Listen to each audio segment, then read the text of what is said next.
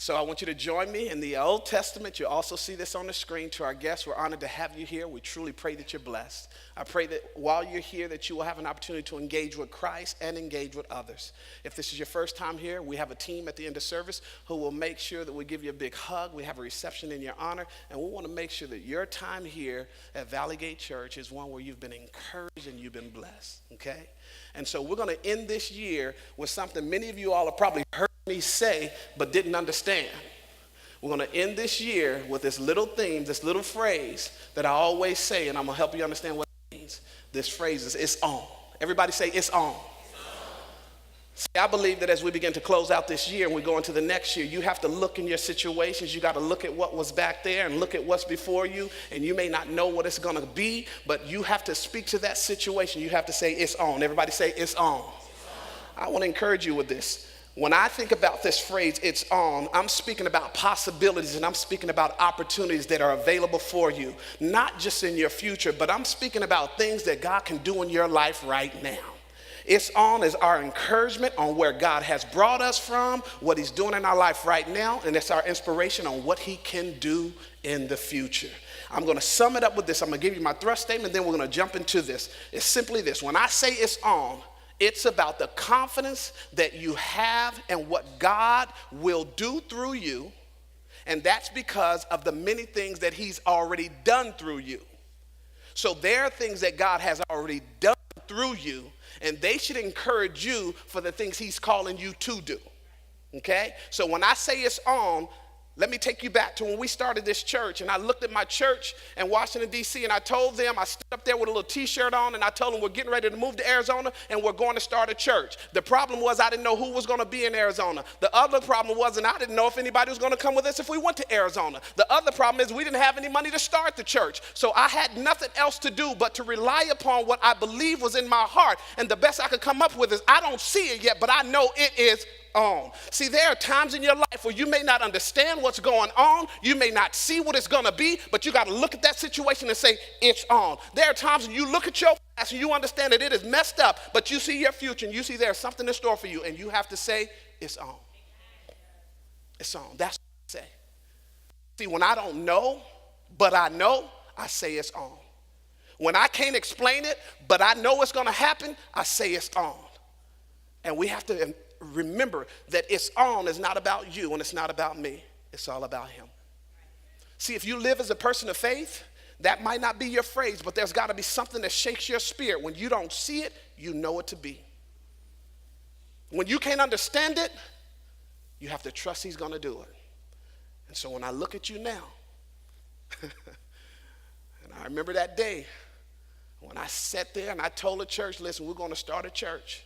If I took a picture of you now and I put a stamp on it, you know what they would say? It's on. Because it's not just what I'm believing for, it's what God will do.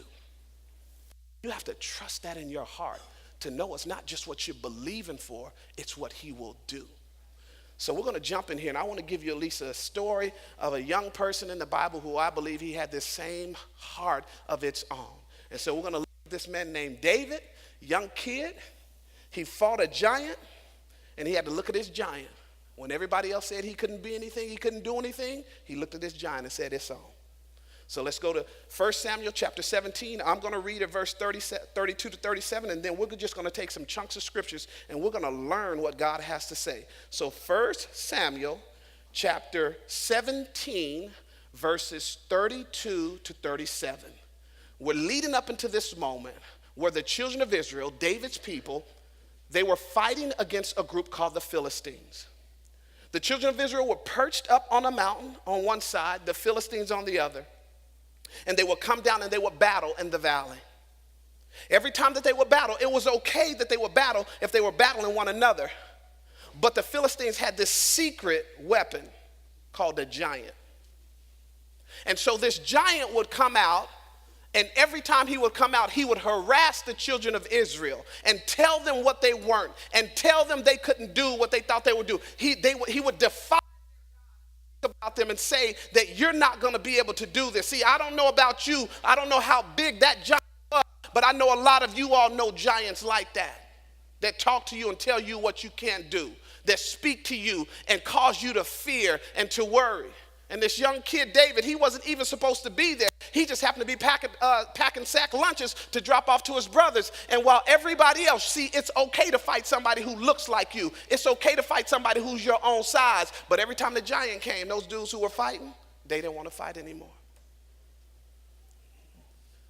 And when I look at Christians, that's what I realize is that you'll fight sometimes, but you don't like fighting giants. I don't either.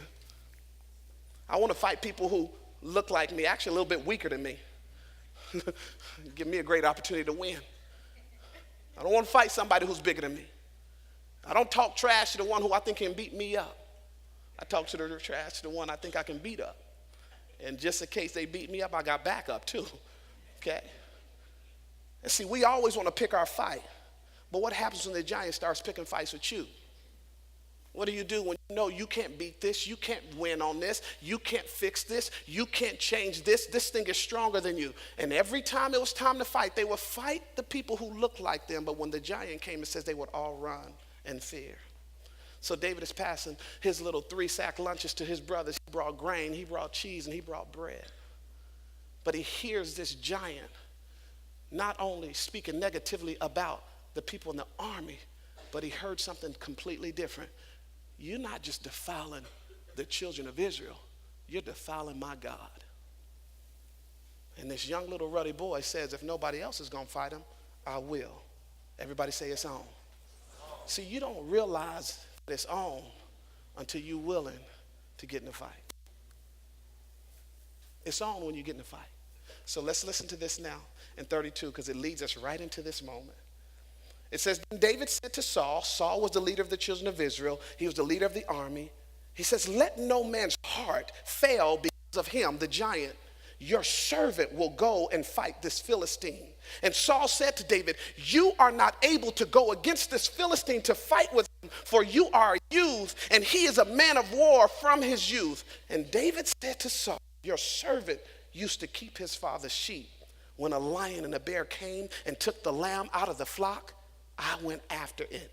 I struck it. I delivered it, or I saved the lamb from its mouth. And when it arose against me, I caught it by its beard. I struck it and I killed it. Everybody say it's on.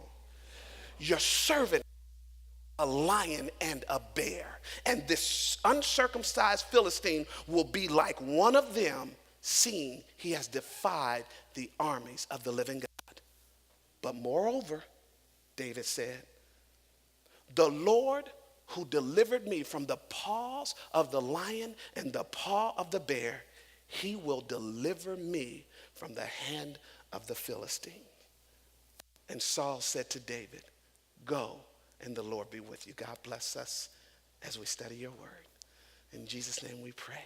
Amen. I know sometimes we hear these stories and it just sounds like it's just so grandiose. It's a nice little bedtime story. I know sometimes we sit here and we can't even fathom the idea that this could truly be true. But see, here's the truth. And I'm going to tell you this honestly. We may not know Goliath the giant, but you know giants. See, a lot of us, we understand when something comes upon us and it's difficult and it's hard that we run and scurry because of fear. See, a lot of us know that we might be fighting a good fight, but there's a moment when we come in life where for whatever reason, every time we get to this place, we fall and we keep doing the same thing over and over again. A lot of us, we have lived in families and lived in situations where generation upon generation, the same problem they had, I have. See, that's a giant. Let me make sure I help you understand what a giant is today. A giant is not a big Goliath who's in bronze and who has on all of these medals who's coming to fight against you. A giant can sometimes be a voice that says you can't do it and you'll never be it. And too many people, just like this army, they were dressed for war because here's what happens. A lot of people are dressed for war, but they're not ready for the battle. So they come out with all of their battle array on, acting like they're ready to fight, but when it's time to fight, the giant is bigger than the fight that's in them. See, I wish that there would be people who would fight for their faith. I wish that there would be people who would fight for the way that they're called to live. I wish that there would be people who would fight for their righteousness. But the ones who always fall are the ones who know their giants all too well. See, who was the Goliath in your life? What does that look like? What are the things that we continually find ourselves falling to, running from, and fearful of? We're dressed like we are ready to fight, but everything inside of us says, I can't fight. We look the part. We come to church and we sing the songs that say, I see you move mountains, but I've only seen you move somebody else's mountain. And my mountain has been here all the time because that mountain is a giant in my life. So David says, let me deal with this. It's on. Let me deal with this. Let me break the curse. Let me stop the lie. Let me deal with the giant. Because if it's on, it means you have to deal with your giant. I want to give you 3 quick things that will help you understand what this concept of its own means. And then I'm going to give you the reasons why in your life you should know that it's on. When it's on, the first thing you must do is you must face your giants. Everybody say, face your giants. I spend a lot of time with my sons. And I love it because, truthfully, the giants they're dealing with now are either the giants that I defeated or the giants I lost to. So I get with my boys, and we go out and we do something that I know that I'm familiar with, and I know that even in that thing, it will show me not only what my giant is or what my giant was, but it'll show me what their giant can be. Parents, if you don't defeat your giants, you're passing them on to your children. So I go out with my kids, and we do defensive back training because both of my kids do defensive back stuff, okay? And so we're out there and we're doing stuff. And I tell my oldest son, you gotta face your demon. Because you know what your demon is? It's the thing that you get to, and every time you get to it, it seems like it's gonna defeat you. It's the thing that you get to, and you've been there before, and for some reason, every time you get back to that place, as much as you want to be something different, as much as you want to do something different, it begins to emote something and elicit something out of you that is outside of your character. It's when you get there, and now you don't want to be who God has called you to be. It's when you get there, and you start feeling the frustration, and the situation now becomes bigger than you, because every one of us, we have to face your giant. You can't keep running from your giant. You have to face it. And there are 3 things that I've learned in this, as you'll see. If you're truly facing your giants, first thing you have to do is face your fears. And when you face your fears, that means that you can't run anymore. As he said, listen, let not your hearts fail you because of him. See, when you're ready to face your giant, fear might be present, but there needs to be something in you that strengthens you that's bigger than what's making you fearful. And there's only one thing and one person I know that allows me to face my fears. It is Jesus Christ. I don't care what you say. You can floss up your fears. You can tweet it. You can put it on social media. You can fake it. But that same fear that's been there will always be there until you face it. The other thing you have to deal with when you're facing your giants is you have to face your detractors. Listen to what he says. Now David comes and says, I'll fight against him. Listen to what he says. Saul, here's what somebody says to him. You're not able to do it. You're not able to go against this Philistine. See, if you're really going to face your giants and you want to live a lifestyle that says it's on, you're going to have to deal with your detractors. Somebody's always got something to say about what you can't do and what you can't be. Somebody's going to always tell you how big your giant is and how small you are. Sometimes the greatest detractor that you have is the one who's sitting in your seat. And you have to face your detractors because they always have something to say about what you can't do. They can always look at you and tell you what you're not going to be. And I get it. We all need somebody to put us on our back and say, baby, you're going to be okay. That's why my kids have their mama.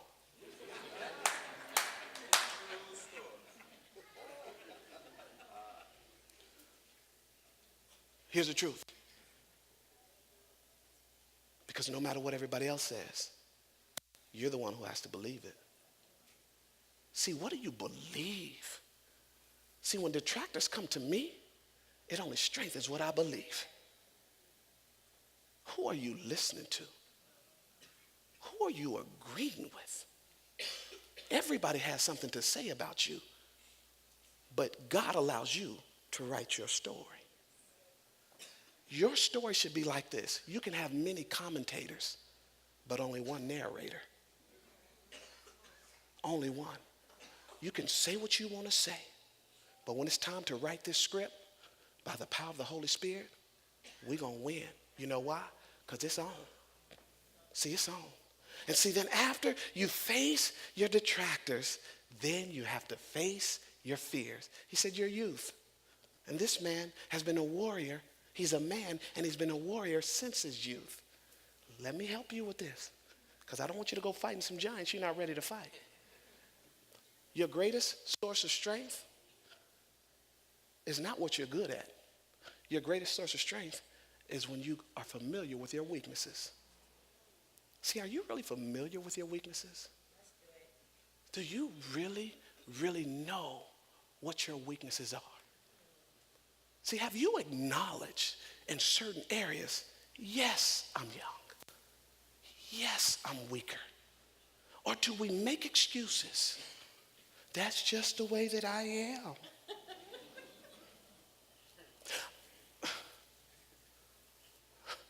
I love it when they tell me this. Here's what they basically are saying. They don't say it like this. Just leave me alone. I'm trying. You know what trying gonna get you? Nothing. Trying. I'm trying. God created you to win. Paul says it like this. All men run the race, but I run in such a way that I run to win. I appreciate a try. You're not gonna like me because my kids ain't getting no second place trophies coming up in my house. Leave that in there, dog. We didn't go there to go get second. I'm sorry. We didn't go to get second. I didn't sign up and pay this money for you to get second place. I didn't. Now let me tell you something. Let me be right. See, we not purchasing second place medals in the house, but I'm gonna reward them for their effort. They gonna give it their best. If you get hit in your mouth, just like I told my son when he was young, he got hit in his mouth. He was 7 years old, and I know that this is his own for me. I looked down at him, leaned over at him. I was a coach, and he was leaning down there crying. I said, boy, if you don't get up and wipe that cry off of your face and get back in the game, I'm whooping you when we get home. I know I'm not the best one. You got to go find somebody else, okay? But I'm not creating. God didn't call me to raise kids just to get in the game and get a participation award. That's trying. We were created to win. God didn't call you to get into a relationship to try. He called you to get into it to win.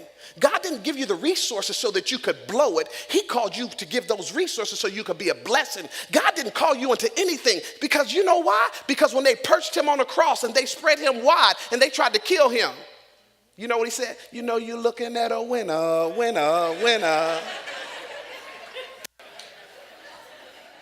All y'all know that song. All of y'all know that song. Because you got to face your weaknesses. And I've learned this. The greatest way that I'm able to be strong is when I'm familiar with my weaknesses. Don't hide your weaknesses. Your weaknesses allow you to be strong. And here's the reason why. Well, let me give you this. So let me just give you this. I'm going to read this real quick. Because, man, I just spent about almost a third of my time on one point. Okay. Here's what David said in verse 34. David said to Saul, your servant used to keep his father's sheep. And when a lion and a bear, everybody say a lion and a bear. When a lion and a bear came and took the lamb out of the flock, I went after it and I struck it. I delivered the lamb from its mouth. And when it arose against me, I caught it by its beard and I struck and I killed him. Reason number one for why you know it's on is what we sang. When you face giants, the only reason why you can is because God did it in you before, so you must believe he can do it again.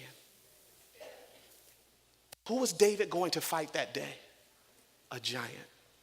But when he had this conversation, he said, but I fought a lion and a bear. And the only reason why he was willing to fight the giant is because he saw God deliver him when he fought his lion and his bear. Let me encourage you with something. Don't despise small victories. Don't do it. Small victories are the inspiration to help you know you can face your giant. After you face your giants, you got to trust in your deliverer. Everybody say your deliverer. Here David now, he says, listen, I've dealt with this lion and this bear, and I realized something, and I wish many of us would get this more. I didn't do it. God delivered me.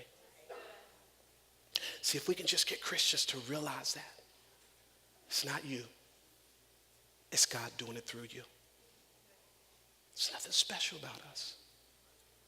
It's only because God displays his delight upon us. And we have to begin to trust in our deliverer. You know how you trust in your deliverer? I'm just going to paraphrase this really fast. So now David goes, he tells Saul, I'm going to go fight Goliath. He tells him, I fought a lion and a bear, and I believe that God will now give me the ability to fight against this giant. So Saul tells him, go and the Lord be with you. Okay? Go ahead and fight him. Don't when they can get in a fight. It's on when you can get in a fight. But then here's what Saul does. As soon as he tells him to go fight, he wants David to fight like he fights. And you want to know when you start trusting your deliverer? When you stop trying to fight like, act like, talk like, and be like somebody else. It says that he put on all of this armor. And it says that he tried to get his sword and he tried to put it in his shear. And he said, I can't walk right. I haven't tested this. I'm getting ready to go against the biggest giant I've ever dealt with in my life, and I'm trying to act like somebody else. So David said, underneath this, because when you trust in your deliverer, if you don't fight like somebody else, you got to fight like yourself. He said this, take all of this stuff off. You know when you start trusting God, it's not when you start getting more, it's when you start getting rid of more. You don't need all of that stuff. And he said, take this away from me. And here's what he says, which I love this. It says in verse 40, let's go 39. So Saul clothed David with armor. Saul put on David a bronze helmet on his head, and he also clothed him with a coat of mail. David fastened his sword to his armor, and he tried to walk, for he had not tested them. And David said to Saul, I cannot walk with these, for I have not tested them. So David took them off. Look at somebody and say, take it off. Look at the other one and say, take it off. Take it off. Y'all don't know that song. You know, it's a song. It's a song. I'm sorry. He said, take it off. Here's the reason why. Because when God strips you of all of the things that you thought were going to bring you security, then he begins to use you the way he created you. And see, God needs to strip us of some things. Some of us are walking around in stuff that we don't need to walk around in because it's not going to help you in the long run. Some of us are trying to carry what other people carry to win their battle, not realizing God didn't create you for that battle. And so you got to take that stuff off. You got to let some things go. You got to push some things aside. You don't need what everybody else needs. All you need is Christ. So David says this in verse 41. Then he took his staff in his hand and he chose for himself. I want you to pick me. Okay, I'm sorry. Maybe that's me. Okay. So he took his staff in his hand, his own hand. He chose for himself 5 smooth stones from the brook. He getting ready to fight a giant. And he put them in his little shepherd's pouch, which was in his hand. And then he had a sling that was also in his hand. When you're really ready to fight, you fight with what God prepared you with. You fight with what God gave you. See, we need to learn how to fight the good fight of faith. I say this, when it's a battle in your life, how do you fight? You know how I have to fight? On my knees. I say this all the time. I got the scabs and the scars to show. If I'm going to win, it's winning through prayer. I'm winning through trusting God. I can't win the way you win. But I got to be on my knees and asking God to deliver me and to help me and to change me. And he took those things and he drew near to the Philistine. Let me run this out for you really fast. When you begin to trust in God, you don't fight like someone else. You fight like yourself. When you truly know what's on, you draw near to your giant and stop running from him. You know why you need to draw near? Not because you can beat him. You just got to get him close enough to where you can kill him. David drew near to him close enough where he could do what he was created to do. You know why he had the stones? You know why he had the sling? It's because when he was young and no one else was looking at him, when he was out taking care of sheep, he would sing worship songs to Jesus, and he would sit and he would just throw his sling at the tree. See, in those moments of obscurity, when you think no one is looking, God is preparing you. He was perfecting his craft. He knew exactly how close he needed to get him. As soon as he drew close enough to him, we'll talk about that in a minute. Because you got to draw near. You got to get close. You got to stop running from your giants, and you got to start stepping to them. Then the other thing is when the giant sees you, the giant might talk about you. So you have to learn how to drown out the noise. It says that the Philistine, when he saw him, and he looked at him in disdain and said, "You're the one who's supposed to fight me? Your little young ruddy self?" He says, "I am going to destroy you and throw your carcass to the lions and the bears." And every time you get ready to fight, I don't care who you are, there's something either whispering to you or talking to you, telling you why you can't do it, telling you what you're not, telling you why everybody else is better suited for this and you're not, explaining to you on why it'd be better for you to give up than to keep trying. But God tells you, drown out the noise. That's noise. Here's the reason why. The only way that you'll ever be able to face your giants is because you remember who your deliverer is. See, we've talked about David for a long time, but David was a very smart man. David knew that I can only do it through Christ.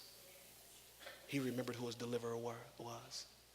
He remembered, and I can read these to you. Verse 37 at first. Moreover, David said, in verse 37, moreover, David said, the Lord who delivered who? Who did he deliver? Before God is ever going to deliver your giants to you, he's got to deliver you. I want you to hear this. Before you're ever able to fight a battle, you better know that God has delivered you from your battle. What do you battle with?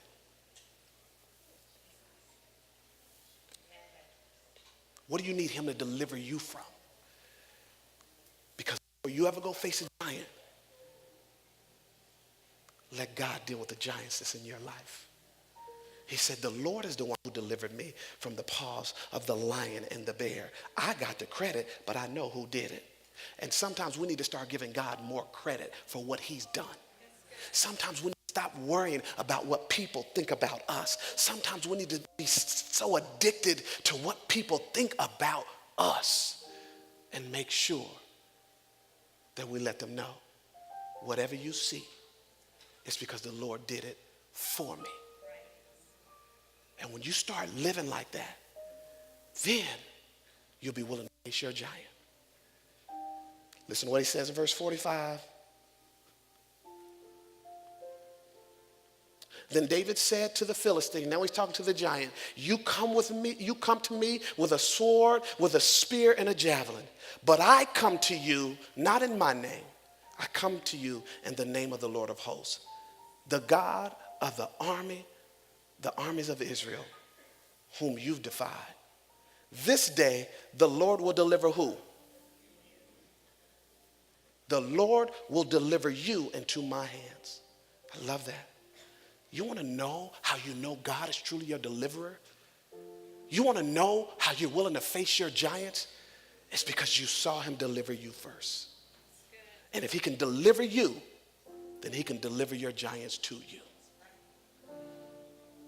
He'll lay them on a platter. You don't even know how you got here. You don't know why you're winning. You try to explain it so it makes it sound sense, but it makes no sense at all. And all you can do is remember your deliverer. Reason 2 why it's on. God has delivered you before. God has delivered you before, and God will deliver you again. You know why you can trust in him being your deliverer? Because you have to know that he's delivered you. You have to. You have to know that he can deliver you from addiction, and you have to know that he can deliver you from alcohol. You have to know that he can deliver you from the things that you've struggled with. You have to know that he can deliver you from your insecurities. You have to know that he can deliver you from your pride. You have to know that he can deliver you from your, I don't know any other better way to say it. I'm not saying it bad, but it's our ignorance and our stupidity. If he can deliver you from it, he'll deliver every giant to you. And then the last thing is this. You know it's on when you take your shot. Everybody say, take your shot. You have to take a shot. See, David talked about it. He talked about his deliverer. He could talk about his life. He could talk about what God has done. But he had to take his shot. He ran towards him. He wanted to meet up with him in verse 48. And then it says this. So it was, verse 48, when the Philistine arose and came and drew near to meet David, that David hurried and ran towards the army to meet the Philistine. Then David, he put his hand in his bag and he took out one stone and he slung it. You got to take your shot. Many of you all, you're equipped.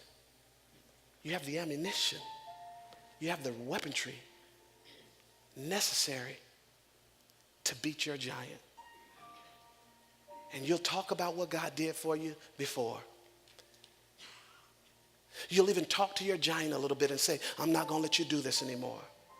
But unfortunately, you never take a shot. You never pull it out and say, God, by the grace that is only in you, man, I realize that I may not be much. I realize I don't have much. But you said you can do exceedingly abundantly above and beyond what I could ever think or ask. And I see this giant of doubt, and I'm taking my shot. God, I know I'm probably the first one in my family that has ever tried to live right for you. Or God, I know that people were encouraging me to be more of what you call me to be. And I'm going to take my shot. I'm going to give it everything I got.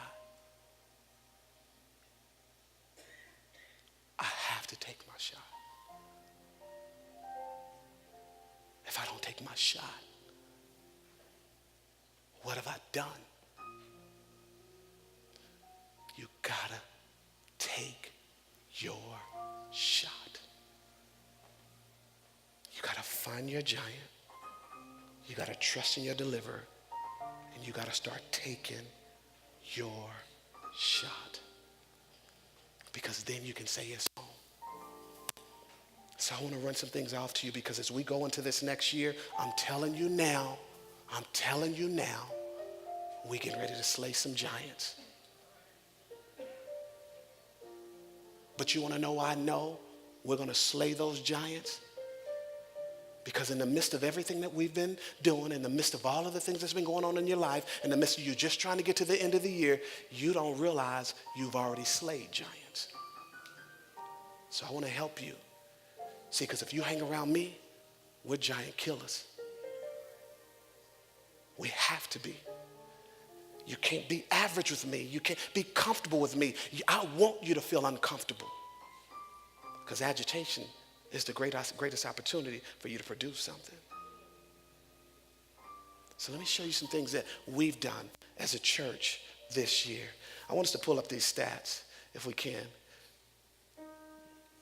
I'm going to pull them up on my computer, and then I want to run some things off to you really fast. You know, 3 years ago, we started as a church that we had 12 people that came here. Last year, we decided that we were going to, after only 1 year of truly being in existence, that we were going to get our own building, the building that you're sitting in now. Our goal for our building fund was to raise $85,000, and we raised $106,000. Giant killers. We decided to go on a mission trip, and we went to Cuba, and they wrecked our life. We said we wanted to raise $6,000. We raised almost $12,000. Giant slayers. We said we wanted to baptize more people in our church. I set a lofty goal of 40. We got 33. And of those 33, 15 of them were youth. Giant killers. We said we're going to impact our community. Yeah, see. We said we're going to impact our community, and we were going to be a church that was going to engage people so that they would know Christ and they would know others. 43 people have become members of this church. Yes. Last year at this time, we raised $285,000. This year, we've raised almost $450,000, over 57% increase. Our attendance last year was 179 was our average. Right now, we're averaging 240. I want you to see those are all giants. You don't hear me. Those are all giants. A church that is our size is supposed to have, our age is supposed to have 80 people in here. That's what statistics say. But statistics can sometimes be a giant. Stop living off of statistics and live off the promises of God. Stop letting people tell you what you're going to be and say, God, I want to be all you've called me to be. We slay giants up in here. That's what God created us for. It's to slay giants. I'm being real with you. Our kids, what you saw here, our kids are going to be the model of what it's supposed to look like as young godly kids. Not only living right for God, but winning. Winning. We raise winners up in here. You and your family, in the midst of everything that's going on, that giant that's in the midst of your family, God is going to start dealing with it, and we're going to slay that giant. And what you thought would keep you separated and broken is now going to cause life and fruit to come from you, because we slay giants. So every time you see something that you don't believe that you can do, or every time somebody tells you you can't, all you got to do is look at it and say it's on. When somebody tells you no, you don't have enough, you're not good enough, you got to tell them it's on. When somebody looks at you and says you're too young, you're too old, you're this color, you're that color, you're this political persuasion, tell them it's on. When somebody tells you you can't be reconciled because you've been broken by somebody else and God says I'm going to heal you, you better tell your situation it's on. Everything that you do, when God showed you he did it before, he can do it absolutely again. Because it's on. It's on. Our work team, just getting started. Man, I remember, I didn't even on the stats. Boy, I remember we didn't know who was showing up for the worship team. It was one time we came in My man Randy brought in a cajon. I'd never heard of a cajon before. He was going to sit on something and just pat it. Boom, boom. I said, oh, no, we're not. He said, we ain't got no drummer. We ain't got no keyboard. I'm just going to sit here and hum. But when you worship with them today, didn't they make it seem like you could move mountains? It's on. It's on. I believe that it's on. And I want to encourage us, let's live like that. I'm going to ask some people this. I want you to start being serious with yourself. You got to face your giant today. If you know there's a giant in your life, I want you to raise your hand so we can pray. There's a giant that you're dealing with. I want us to pray, and I want us to believe God to slay this giant. Close your eyes and let's lift our hands and receive. Father, we declare today, everybody say it's on. We believe, God, that you're going to do it. For every hand that was raised, God, I don't know every situation and every circumstance, but I know that you can do it. I've seen you do it. You've done it in me. Even the hands that have been raised, he's done it even when you didn't think he was doing it. And because of that, God, do it to this giant like you did to the last. God, I'm asking you now, heal those who are sick. Restore those who are broken. Deliver those who are in captivity. And most importantly, open their eyes to see all that you have for them. I speak this over you. I speak this over your children. I speak this over your future, over your career. I speak this over your twilight years. Your twilight years are going to be greater than those former. I speak this over your children. I speak this over their future spouses and their future children. It's on. We break every curse, every lie. We destroy every scheme of the enemy. And we tell the devil right now, take notice because it's on. In Jesus' name, amen. Keith, God is going to do something supernaturally by way of reconciliation. And you already know what I'm talking about, but it's going to be super and it's going to be natural. And we've seen all of